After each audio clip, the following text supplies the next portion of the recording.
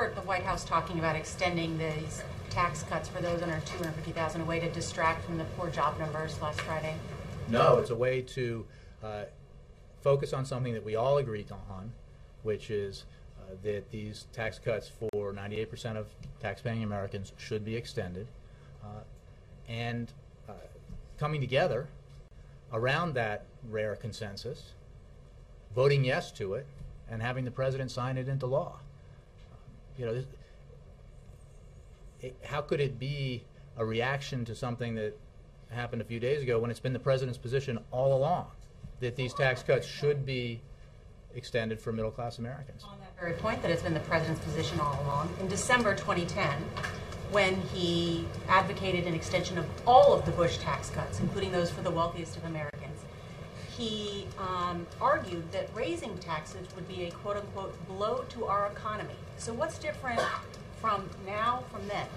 The president's position has always been that we should permanently extend the tax cuts for middle-class Americans, and we should no longer extend the tax cuts for the wealthiest Americans. At the time that you questioned, there was a package of proposals that passed that helped the economy at a time that was very vulnerable, and that the president signed into law.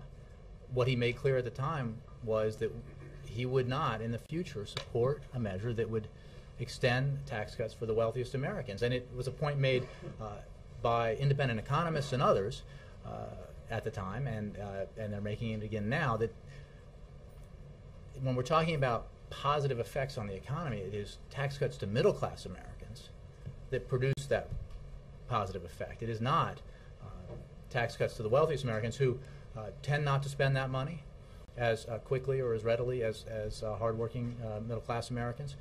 And the cost of extending those tax cuts, $65 billion, I'm talking about for the high end, $65 billion for 1 year, close to $1 trillion over 10, is prohibitive, and we cannot afford it, and it does not work as a matter of macroeconomic policy. We've seen what happened in the period from 2001 to 2008. Okay.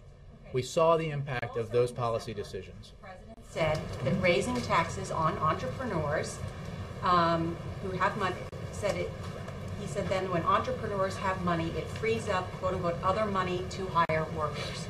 So why was the argument then that raising taxes on entrepreneurs would be bad? Well, first of all, and now it's apples okay. And oranges. As I just made clear, the small business... In 2010, it would be a blow to the economy to raise taxes on individuals. Now he says it's not. Look, as I just said, we're talking 98% of the tax cuts, 98% for 98% of the American people, he has always supported extending. He supported it then, he supported it now.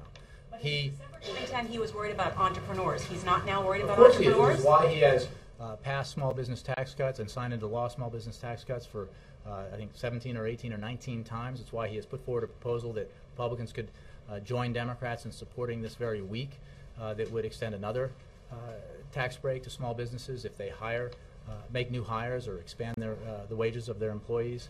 The president's very concerned about that. You're buying into again the red herring argument that just isn't true, and they can't back it up, that somehow the top 2% of America's earners are all a bunch of small businesses, when in fact the people who would be affected by this that I would identify themselves as small businesses under that definition are largely,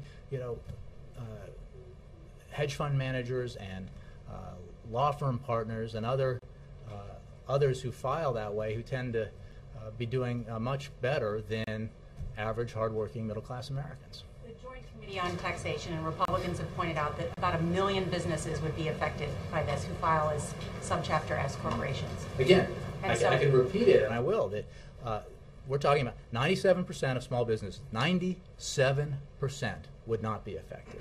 The small businesses, where is that figure from? There, I'll get you that. I don't have it in front of me, but this is not a disputed notion. I understand that. I mean, there was a great piece done not long ago when this was the debate about. Republicans say something different. It is disputed. Well, I think you ought to ask them: would hedge fund managers who file that way, who make millions and millions of dollars potentially, benefit from this? And are they one of the small businesses that they're looking to support?